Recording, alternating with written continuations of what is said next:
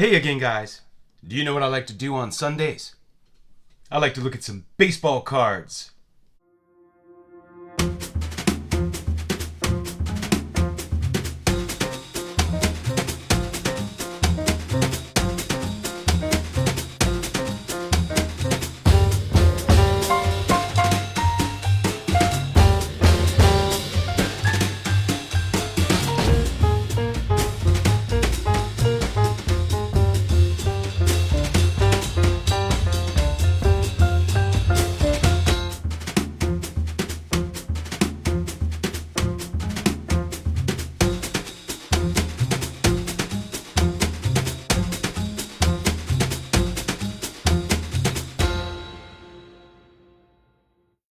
Okay, guys, I'm going to show you a set from the 1960s.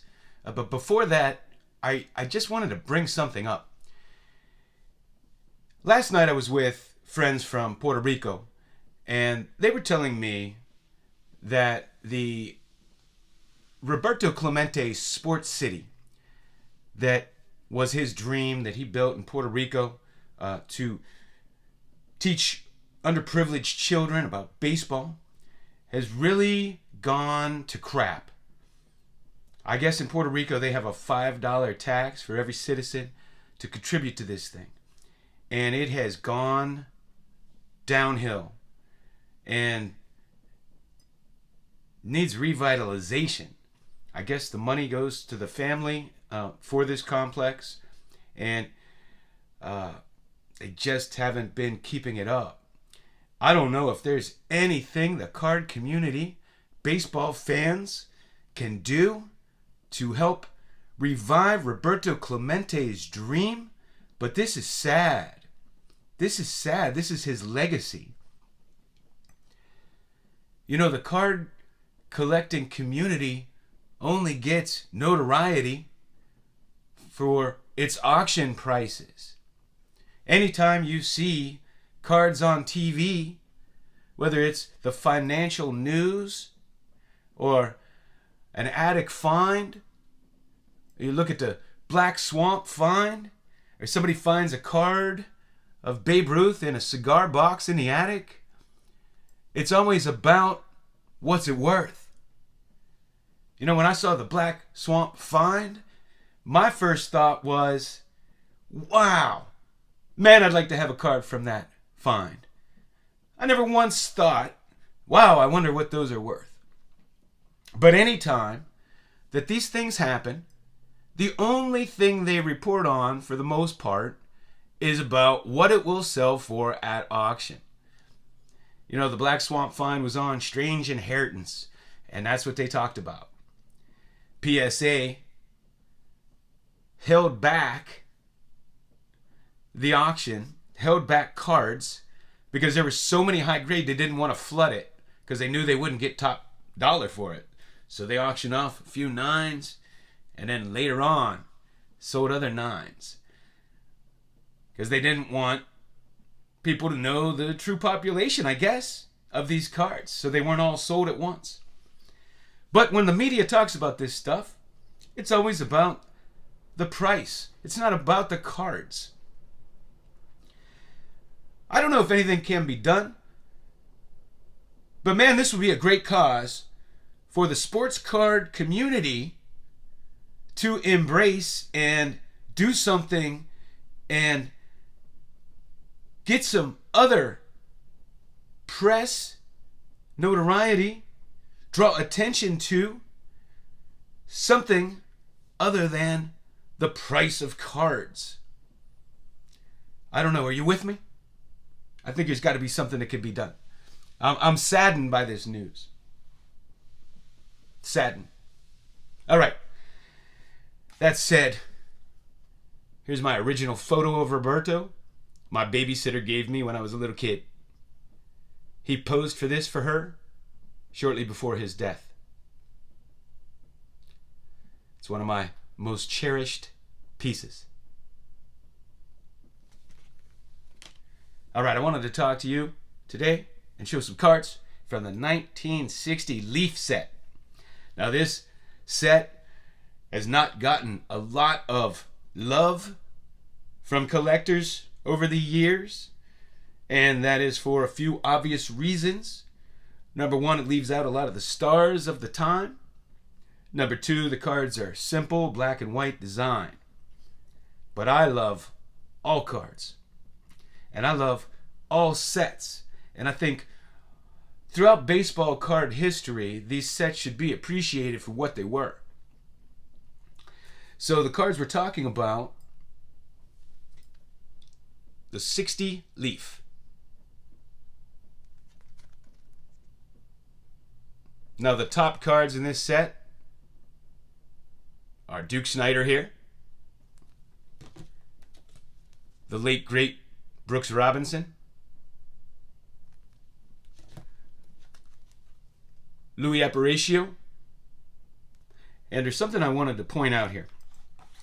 So I got my latest vintage collector from Beckett. And unless I'm mistaken, Beckett has used the same pictures to represent the sets in their price guides since I was a little kid. I don't think they've ever changed them from the original.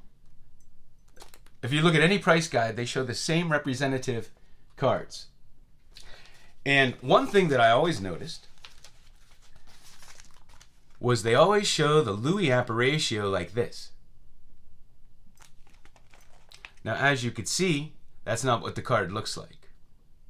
And I came to find out that this was a prototype card. I've never seen one for sale, but man, I'd love to have one. But they use that to represent that set, which I've never understood because that's not what the set looks like. At least that's not what the Louis Aparicio looks like. So I just thought I'd point that out. A short print and one of the most expensive cards in the set, if you're looking to get one, is the Jim Bunning.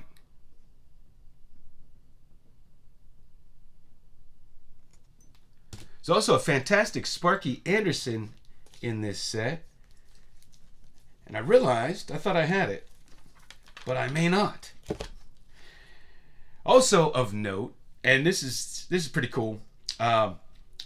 This is Hal Smith, and he was a catcher for the Cardinals, and the Pirates also had a Hal Smith. And they made a, and I don't have his individual card, but they made a joint card of the two Hal Smiths. They were both catchers for two different teams.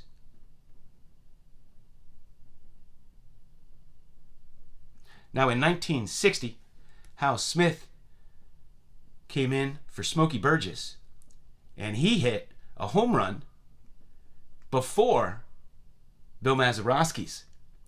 So Bill Mazeroski's home run would not have been possible without Hal Smith's home run. And Smokey Burgess would always joke around that he's actually the reason the Pirates won that World Series, because they took him out and put Hal Smith in. Hoyt Wilhelm, Elroy Face,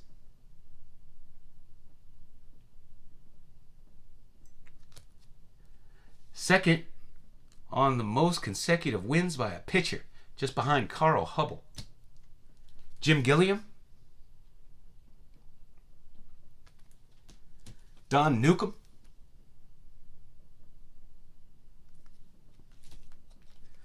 Walt Moran. He was a good first baseman. I saw some old games where he was playing, and man, I was impressed with his play. They called him Moose. Here's Sam Jones.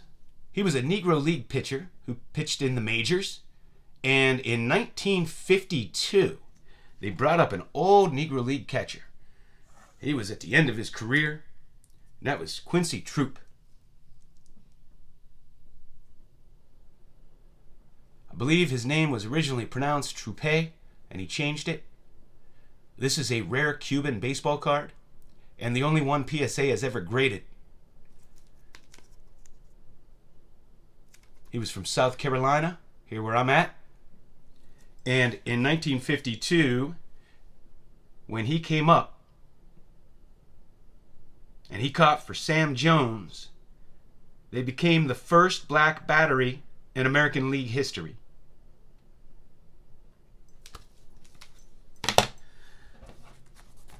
This is what the wrappers looked like.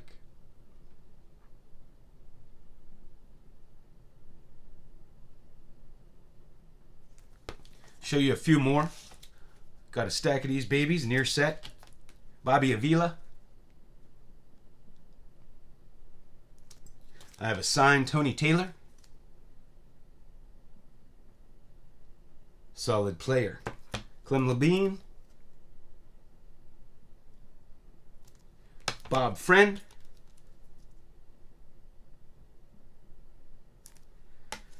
Ryan Duran, one of the hardest throwers of that generation.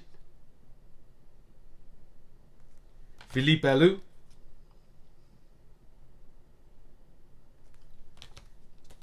Cletus Boyer. Vic Power.